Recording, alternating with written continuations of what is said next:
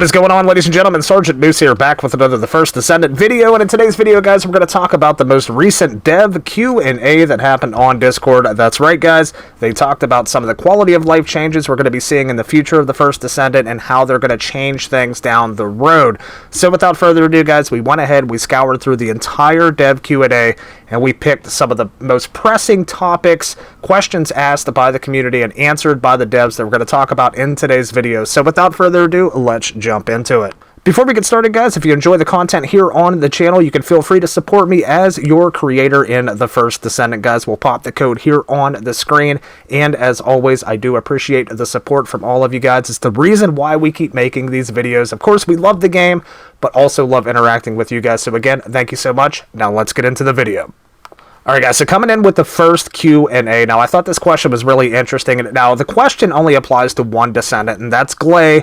The member of the community asks if Glay will be buffed. Now, as far as the answer goes, it was a very detailed answer, and it applied to all Descendants, so I figured this was a really good one to talk about here because I was interested in this one myself.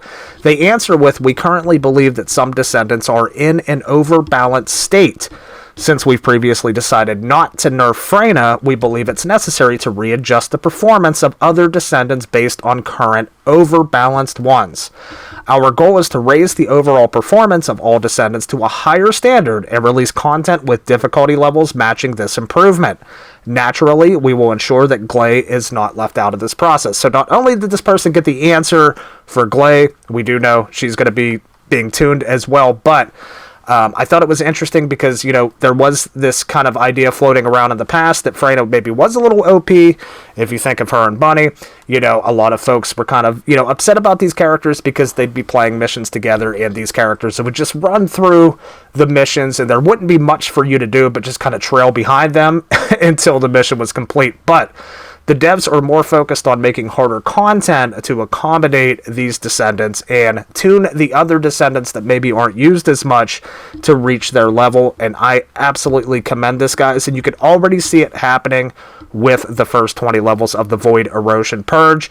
They are challenging for every Descendant in the game, and that includes Freyna, Bunny, all of the Descendants, and I think it's only going to get better from here on out. So really good answer there. Next question, guys, I thought was really interesting too. Somebody asks, plans for bulk crystallization catalysts. So, of course, as most of you guys know, crystallization catalysts are a well sought out item in this game. Everybody needs them. Everybody wants them. If you want to level your Descendants, you're going to need a bunch of them to get your builds right. Well, in the current state of the game, being that crystallization catalyst takes 7.5 hours to research one, some players get frustrated. You know, they'll be sitting there for, you know, they'll have a full day to go ahead and play the game. They want to level their Descendants. Unfortunately, unless you're spending money, you can't really level your Descendants the way you want because time is standing in the way.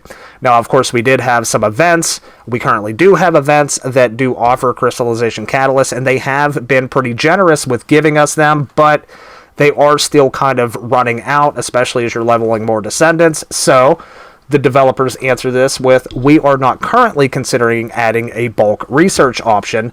However, we are reviewing a feature that would allow simultaneous research of additional crystallization catalysts through new content. So basically what they're saying is there's going to be other ways to research catalysts than just through a NACE. Obviously, we'll be seeing more of them being pertaining to events and different things like that. We'll be able to get catalysts that way, but it looks like they're going to make a more in-depth system, more offering more catalysts at one single time, so you'll be able to go ahead and level up those Descendants without having to worry about time being on your side. So really good answer there as well regarding the catalysts.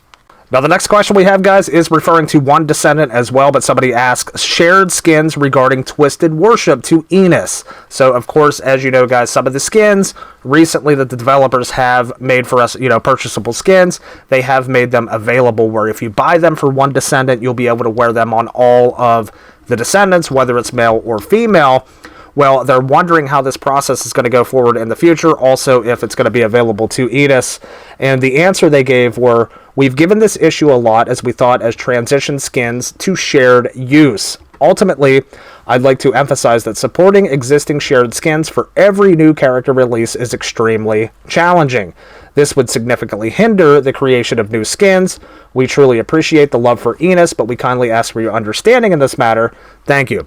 So basically what they're saying, guys, are skins that you're going to be receiving through the game that you buy once and they're shared between all characters. I wouldn't expect to see them available on a new character that would drop after you had already bought that skin, essentially is what they're saying, which is the reason for Enos not being able to get this skin right now, as they say it would slow down the process of making new skins for these characters. So good to know there as well.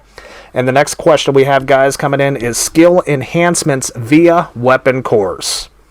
So essentially, this person's asking if, we'll see some cores in the future that will affect our Descendant skills as opposed to just affecting the weapon. And the developers answer with this. They say, since skill performance already significantly outshines firearms, we decided to prevent further skill enhancement through firearm upgrades. Moving forward, we aim to enable additional growth in firearm performance through augmentation cores, creating a balanced combat experience where firearms and skills are equally viable. So essentially what they're saying here, guys, is they're saying that skills, it is a looter-shooter game, and right now, as we see it, most of you guys already know, if you think of the likes of Bunny or Freyna or Enos, skills just absolutely demolish any type of weapon. So what they're doing is they're trying to create a balance that makes you want to use a good weapon alongside your skills, and that's what these weapon cores are for, and it doesn't appear that they're going to affect that much in terms of skills for your Descendant in the future. And the next question, guys, somebody asks about crouching and sliding features. Will they be a part of the game? And they do say, we understand that many players have been requesting crouch and sliding features. However, since the First Descendant was not originally designed with combat involving crouch or sliding in mind, we believe adding these features may not significantly enhance combat utility. In the future, we may consider adding new actions if they can meaningfully enhance the fun and depth of the combat experience. So basically what they're saying, guys, is right now, it's a no. It's on the back burner. They will look at it if people want it badly enough in the future, but it's not really priority. And moving on to the next question, new companions. This is a question I had too, that I was really wondering about. And they did say, we are always considering adding new companions. As previously revealed, the next companion will be a Labrador Retriever, so we're getting another breed of dog, which is awesome. After that, we plan to gather more feedback from players regarding future companions. We're also listening to various fun ideas for new Descendants, and your suggestions sound like an intriguing concept. So, really good to hear, guys. Of course, we know that these developers are really good at taking player feedback and implementing that feedback into the game. So if you guys have a companion, a breed or a type of companion in mind, please share it with the devs, because it looks like, if enough people want something, there's a possibility they could put it in the game. So the next one coming into, guys, I thought was a really big one, and it was something I had on my mind as well. Somebody asks, can we implant the first weapon type on a reactor? So most of you know the reactor implementation process within the game. You can implant up to 3 weapons, or should I say you can have up to 3 weapon types on your reactor, but you can only implant the reactor twice so far right now as it sits. As you guys know, whatever your reactor, whatever, default gun type, weapon type that comes with that reactor, you have to keep that weapon type on your reactor. You can implant different weapon types as well, but you have to keep that one. The First Descendant devs, they answer with, many players have shared this feedback, and it was also discussed during the last dev live stream. We are currently preparing to make the first weapon slot on reactors implantable, and we'll share updates as soon as the development's complete. So, there you have it, guys. They already confirmed it. The first weapon type on your reactor will be implantable. That means that you will be able to choose up to 3 weapon types for your main reactor, which is absolutely huge in my personal opinion. Now here's another big one too, guys. Somebody asks plans to make the Abyss Colossi permanent. So they've kind of danced around this question a little bit on their last live stream that I watched, guys. They did talk about it a little bit. They didn't get too in depth with it, but they answer here with, initially, we believe that rotating the content is better as matchmaking could become increasingly difficult over time. And yes, I could agree with them there, because if you're starting to add tons of bosses, tons of Colossi, you know, so many people are going to be matchmaking to try to get in different Colossi types. So I understand the rotation. I like that. They do say, for now, variant Colossi will continue to appear in rotation, with the Abyss along with Colossus and Colossus skins being added as well. Once the pool of Abyss Colossal expands, we will also consider hosting events to bring back previous Abyssal Colossi and the rewards. So, there you have it, guys. The Colossi, the Abyss Colossi, are going to be on a rotation, and previous Colossi, you know, meaning now, you know, the Infernal Walker, of course, the Defiler will be there too. They will rotate back around in upcoming events. You'll be able to defeat them. You'll be able to collect more skins for them. All that cool stuff. So, rotation here coming with the Abyss Colossi. Another big one here, guys. Somebody asks plans to make endgame content more challenging, Colossus, etc. And they answer with, we plan to continuously add various types of endgame content that allow players to enjoy more challenging experience with their completed builds. The recently updated Void Erosion Purge is expected to serve as endgame content, with higher tiers being added in its future updates. Additionally, we are actively discussing the addition of other forms of endgame content. So, my personal opinion on that, guys, I think the Void Erosion Purge is a really, really good start. Yes, most people have gotten through the level 20 stages. Most people have builds that can breeze through the level 20 stages, but we still have all the way up to level 50 that we know of so far coming, you know, later on this year, you know, in the upcoming weeks. Of course, the next week we have 21 through 30. Then I believe March we have 31 through 50. If I'm not mistaken. I could be wrong about that, but I know we're going to be getting up to level 50 so far that we know, so I don't think there's a whole lot to worry about in terms of difficult endgame content right now. I think the Purge will serve us well. Now, as far as Colossi go, they could work a little bit more on that, and they do mention they have more endgame content too that's going to be challenging, so we'll be looking forward to that. Now, guys, for the most important question of this video, the entire video, of course, somebody asks about Jiggle Physics. You know, it would not be a Q&A. It would not be a Dev Live without the question of Jiggle Physics. And I swear it wasn't me. It was not me this time. It was not me this time, guys. But the answer comes in. It was mentioned during the live streaming Q&A. And as of now, we expect the update to happen around May. They said there's quite a lot of work to be done. Now, that's it for that answer, but if you guys have tuned into the live stream recently, they did mention that they have to go through each Descendant individually to implement those Jiggle Physics. That's what's taking time right now. Their target time is by May. So we'll see about that. Now, I thought this one was an interesting one, guys. Somebody asks, introduction of melee-focused characters. And the answer was, this is a frequently asked question. Rather than focusing on melee-based Descendants, we are exploring a new melee weapon system. We believe this direction aligns better with the game's overall design. So when you think of characters like melee-based characters, I guess Sharon would probably be the most melee-based character in the game currently. They want to keep the focus more on skills and shooting as opposed to melee, but they want to implement a better melee system than we currently have, because let's be honest, guys, the current default melee of our characters is kind of trash right now. No lie about that. But I think it would be cool that if, you know, every character could have a melee weapon, like some kind of, you know, sword or katana, you know, something of that nature, depending on the character. It doesn't matter what the weapon is, but not to where they can run through the whole game using only that weapon, but use it kind of as needed on an as needed basis. I think would be really, really cool, and I think that's kind of what they're shooting for here. Now, this one kind of takes me back to the Destiny days, guys, and I actually really like this question. They ask plans to view teammates' gear setups when matchmaking, where the devs respond, the feature to view other Descendants' gear setups is currently under active development. We will share update news as soon as the development's complete. Initially, the ability to view other players' equipped items and module setups will be introduced, with further enhancements to follow over time. So as you can see there, guys, I think this is such a fantastic system, especially whenever you're going into, matchmaking into Colossi fights or, whatever harder content may be in the future. I think this is a good addition to where you kind of know where you stand. You kind of know what kind of build your teammates are running, so you can work around that build as well within these, difficult missions that you'll be matchmaking with them. So I absolutely love this answer. And it is, yes, we will be able to view other players' items very, very soon. So here's another really good question too, guys, and it pertains to rare weapon improvements. Now, me personally, guys, I think a lot of the rare weapons in this game look really, really cool. I would like them to be useful and maybe upgraded for more end-game content as well, just by the looks of them in general. And they do answer with, we're currently discussing ways to improve rare weapons.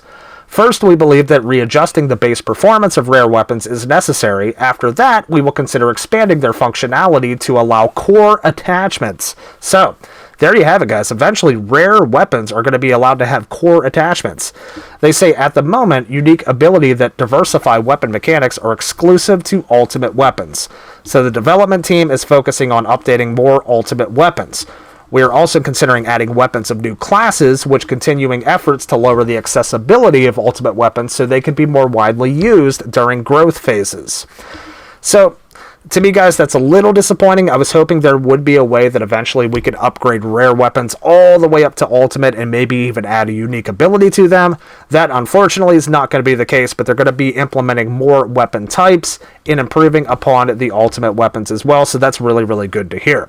Now, last but not least, guys, we have what I thought was a really big question here. Somebody asks about role-based team play. And I think what they mean by this question pertains to something similar to like raids and Destiny, where you need to have that constant communication with your teammates.